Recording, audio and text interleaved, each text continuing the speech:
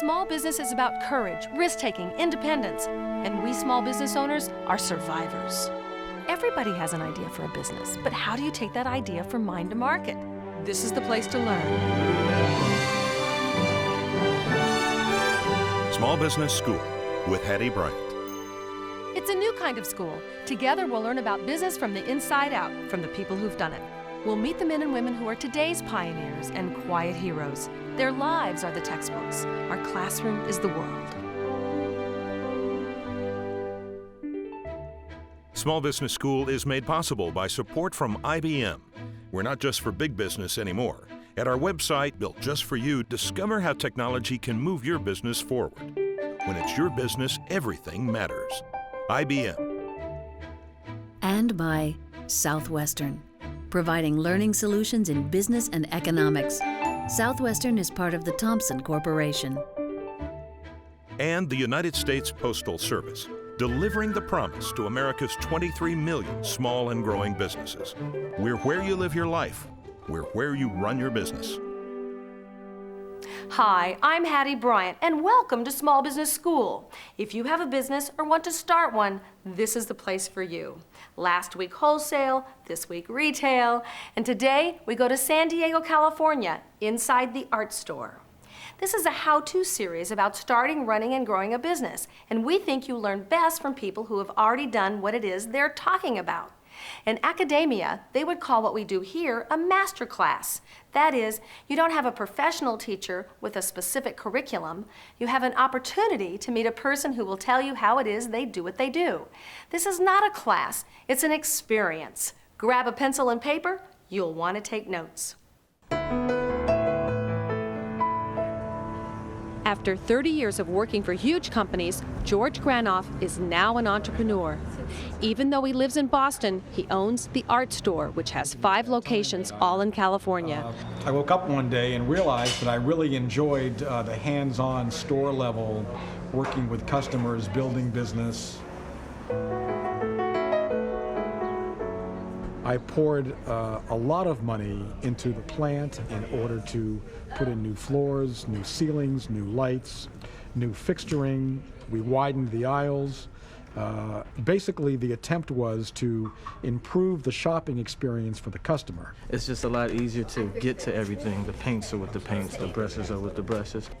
One of the important things that I think we accomplished when we attacked these stores and remodeled them was to identify certain classifications of product that perhaps we could show in a manner that was more customer friendly. Mm-hmm. In the past, all these papers were shown, were carried in metal drawers, and the customer had to go through individual drawers to take a look at what our assortment was. Mm-hmm. We felt that our assortment was so interesting that it would create much more impact if we had it out and visible to the customer.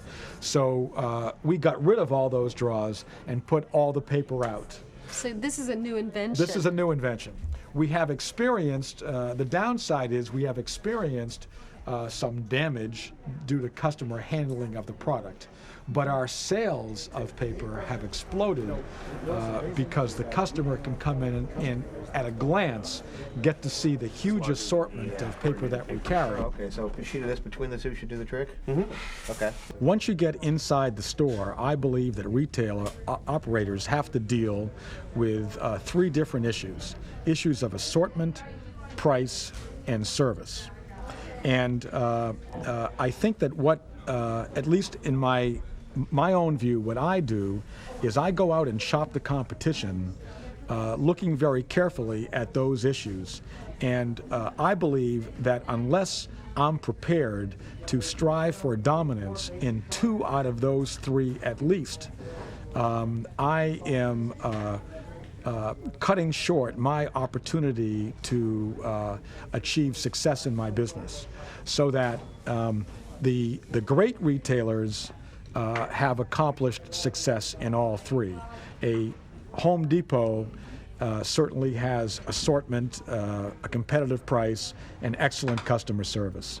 In the art store company, we hire and train our store personnel so that they are very adept in the product and the product's uses. Most of them are artists, and we require the manufacturers to come in on a regular schedule and train our employees on the newest uses and trends and opportunities to maximize their products.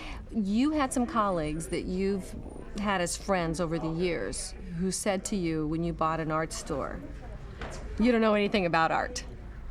Right. What did you say back to Well, them? they weren't really colleagues. They were other people in the art material business who said, how would you expect to be successful in the art supply business if you have no background in art supplies? And that's an interesting comment. My background is in retailing, customer service, creating a delivery system that bridges the manufacturer to the consumer in an efficient way that gets the products that these manufacturers make to the consumers. And really, I have always seen myself as a retailer. And I take great care in hiring people as buyers and merchandisers who are artists and know all about these products. And I count on them to steer me in the right direction. That's 4503, please. The art store may have been losing money when he bought it, but George was lucky to inherit some great employees. Very often, customers come in and say, I need product X. And our employees are trained to ask, well, what application are you going to use product X for? Because very often, the customer is heading for not the best choice of product. So we want to make sure that they're going to get the effect that they're looking for. Do you want to get them all individually instead of in today's? Because our store selling employees are largely artists, they can communicate with those customers And dig in. and find out, well, what are you trying to get to? What are you trying to get to with this work? And perhaps, and I want you to know that you have 2 or 3 alternatives that each give subtle differences in effect. Which one would you really like? And that's the kind of detailed service that many of our customers really need. What classes are you taking this semester? Actually, I'm an engineering student. Oh, really? I just paint as a hobby. Well, that's cool. That's cool. It's kind of a nice balance there. Yeah, gets me away from all the calculus and physics and all that kind of stuff. Well, I actually think that to a certain degree, not being in this business and not having the background in art supplies has been a benefit to me, because I don't necessarily have to accept the way things have been done for 10, 15, 20 years. In some cases, the art material business is behind the general retail curve regarding scanning, barcoding, just-in-time delivery, so on and so forth. So you're not stuck in a rut. I'm not stuck in the rut. In fact, I believe that many times during the past year and a half, my lack of knowledge in the art material business has helped me focus on an issue that otherwise has become accepted practice and just the way things have been done forever. It's fresh eyes. And I've had a chance to say, well, wait a second, that's really not the best way to get this done. How are you doing? What's in my mind for a future is growth, and we have really 2 avenues of growth that we're currently analyzing.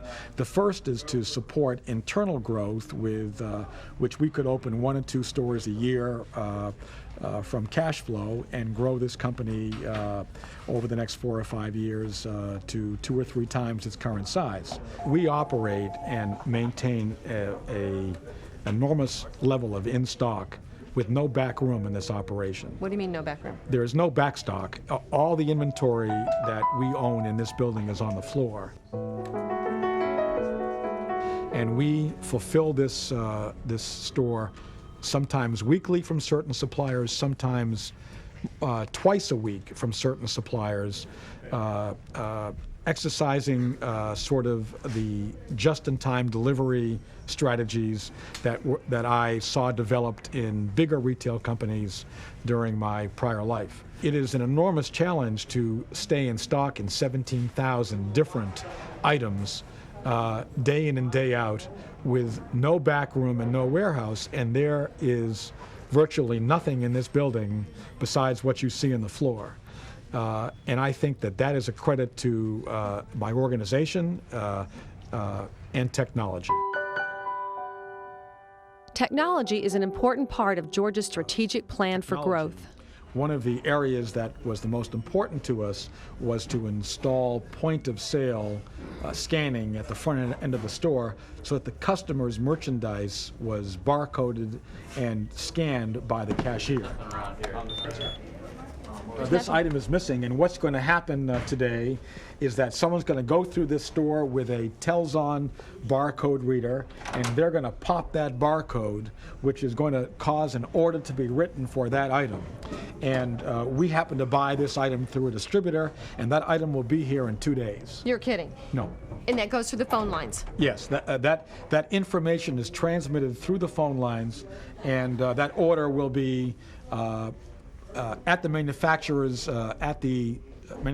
place tomorrow morning. Okay, and then they'll ship it that day, and you'll get it the next day. Yes, the AS400 is the base of our whole technology system. It not only handles merchandising, but it handles all the other functions in our business. The payroll and there are a lot of other things that it handles. Mm-hmm. But it is the workhorse and is the system that we use to run the company. Okay, so now how would you imagine growing without technology?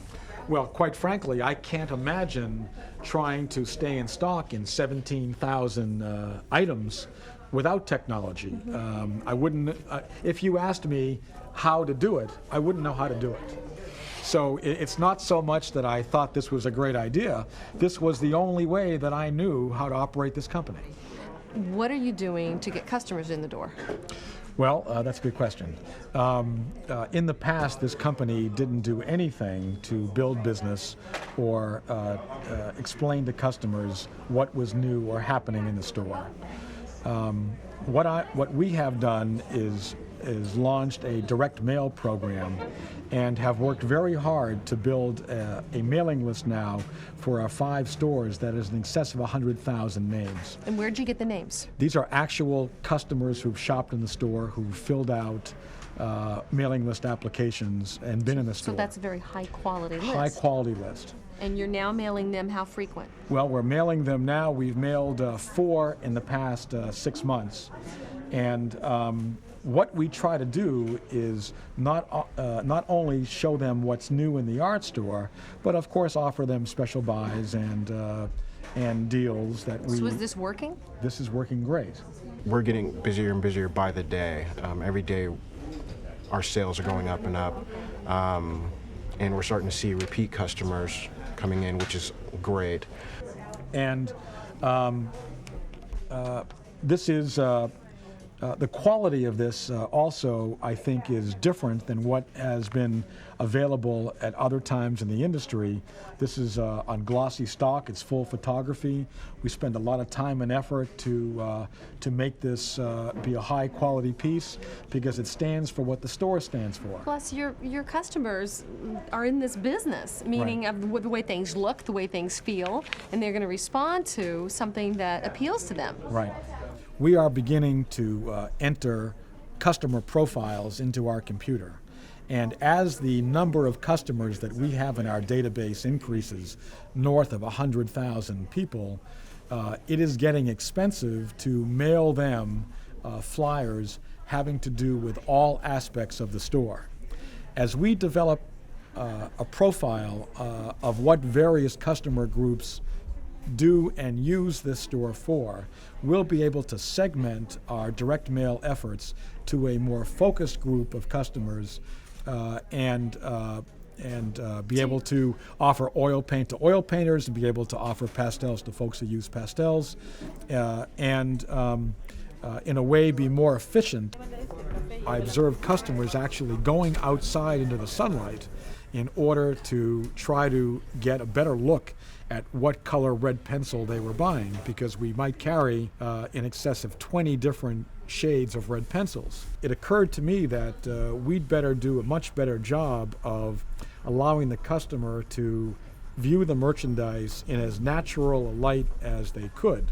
So we got involved with the GE Lighting Institute and worked with them in order to get the right blend of warm versus cool light so that the color would show real in the store.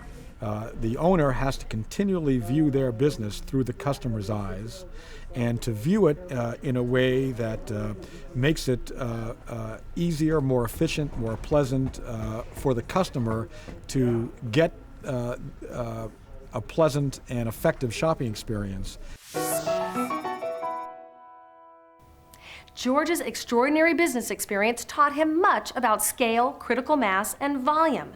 Having run huge retail chains, George just couldn't imagine a business that is so small you can't enjoy the benefits of size. To start a business from scratch would be too slow for him, so he bought an existing business. When he found the art store, it was in distress, so he got a bargain.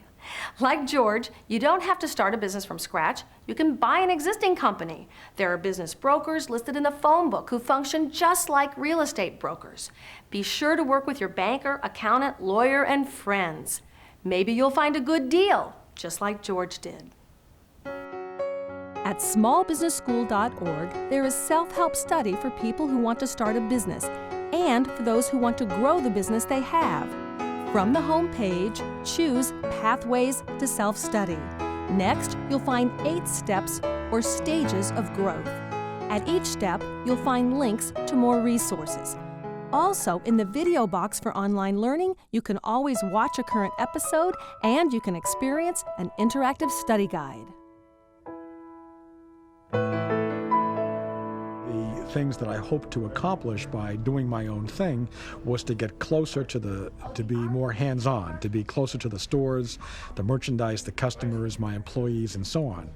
The interesting thing that has occurred and the exciting thing that has occurred for me at the art store is that I have come to understand that I'm not selling tubes of paint.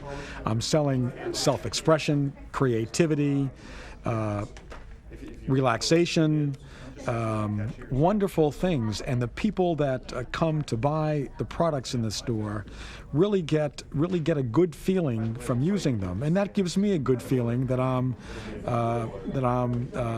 into a business and a segment that is selling good feelings and self-expression and creativity. It's really endless what you can do with painted finishes. When I met George's customers, I learned why he has fallen in love with the art supply business. I am an interior decorative painter. This is a chance for you to do a little market research. Do you want to ask her some questions that you might have on your mind about her shopping experience here at the art store? Well, of course. Okay. Of course. Right. I suppose the first question would be, tell me about how you see the store different as today as it was a few months ago. Well, it's certainly an improvement, and you have quite a good supply of various types of paint. And I do work with acrylics and oils and other mediums, so it's nice to have it all in one place. One of the things that I think is interesting about this business is that although we're called the art store and sell all kinds of products for fine artists, there's really a surge in the industry in the home decor, faux finishing kind of products. I'm a freelance artist and primarily a political cartoonist. I buy all my stuff down there, but sometimes I don't remember actually being in there, because once you go in the art store, you just kind of go into a fog. And it's a crucial part of the inspiration process, especially if I'm starting a new project. I make sure I go down, I clean my desk off, and I go down to the art store. And I just kind of look around and I wander around, and a lot of times I walk right smack dab into other artists down there doing the very same thing I am. We're getting our game faces on, and we're just kind of ogling, and we're visualizing our new project with all these different tools. What am I going to need? Can I see it on this? Can I see it on this paper, or can I see it with this ink? And I go by, they got a fabulous book section down there. I'll flip through there and see if I can steal some ideas. And seriously, it's a good place to just go get inspired. If one of your dear friend's kids, say 25 or 30 years old, came to you and said, I want to do a business, what are some of the pieces of advice you'd give this person? Well, the first piece of advice would be to get good people. I'm very fortunate to have good people at the art store. I don't think I would have bought it if my assessment was that I didn't have good people. So that was critical. I get to help decide what comes into the store and what gets added out of the stores, depending on volume and what's in demand. So are you an artist? Yes, I am. What do you do? I'm a painter, oil painter. What have you learned from him? I think what I learned from George is that there's possibilities. I think being in the art material industry so long that you get blinded by a lot of things, you take it as a norm. This is good enough. And having George come from an outside retailing business, a larger retailing business, he brings a lot of ideas that might have been that might be taken for granted on the outside, but for the art industry, it's fresh ideas, and it's very innovative. It's small things like lighting or wild aisles, keeping things organized and making sure that things are always in stock. It's little things that pile up, making a big picture. I think secondly, you have to focus on your customer base and know them as well. I spend a lot of time in these stores because it's very important for me to feel and have an understanding of what my customer is looking for. The third thing that I would say, and a place where I don't think people really spend enough time, is developing partnerships with the trade. The trade is really a very critical element of our success. You mean your vendors? My vendors are a very critical element of our success, and if it weren't for them being interested in helping us press the envelope regarding what has been an art material store in the past versus what one could be in the future, I would have had a much tougher time getting this done. So what are you saying is that you can't do it alone? That's right. There are entities that you have to pull together, like banking or your vendors. The trade has to be challenged to help you grow your business. They have the ability to give you terms, and cash flow derives from the terms you get from the trade regarding when they want payment for their merchandise. There are a lot of areas where the trade can and should be helpful in order to help you start, grow, or mature a business. George, you're in Boston. You've got 5 stores in California. How do you know what's going on? How do you keep up? Well, certainly there's a couple of ways. First of all, our office in Boston is online with the AS400 through some lease lines all during the day. And I can sit in my office and tap in and find out where we are by store during the day.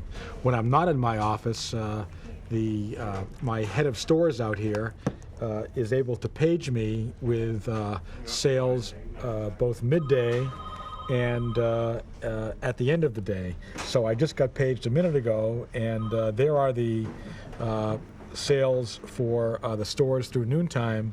And now wait a minute. End of the day in California is what? 10 o'clock? End of the day in California at certain times is 10 o'clock. PM. PM. So what time does that make us in Boston? Sometimes I get that page at 1 o'clock in the morning. So like you're asleep? I'm asleep, and what happens is this little baby rotates. This wakes you up in the night? This would wake me up in the night, and after I found my glasses and was able to find all the buttons, I'd be able to determine what the sales were for the day in the stores. And then you can sleep the rest of the night like a baby? I sleep sounder. My wife says to me, what is the difference between knowing the sales at 1 o'clock in the morning and knowing the sales at 6 o'clock in the morning when you get up? And my answer is that I sleep sounder knowing that how the day was, and I'm curious. And by the way, on a serious note, I think it's good for the company. A retail company, after all, should be sales driven. And I try to instill in the company the importance of pushing sales every day, and I think that effort starts at the top. And they're going to care as much as I care. And so if they know that you're going to look at that number as soon as it comes in. I care, and therefore I know that they care. So that works. That works. Remember, you don't have to start a business from scratch. Like George, you can buy one. We'll see you next time.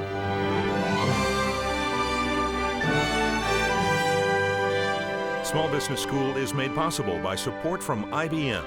We're not just for big business anymore. At our website, built just for you, discover how technology can move your business forward.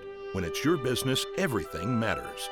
IBM and the United States Postal Service, delivering the promise to America's 23 million small and growing businesses. We're where you live your life. We're where you run your business. If you want to learn more about starting, running, and growing a business, come to our website, smallbusinessschool.org. There's streaming video and interactive study guides. The only way we can compete with big business is to be faster, smarter, and better. We are the engine of the American economy. We create the jobs.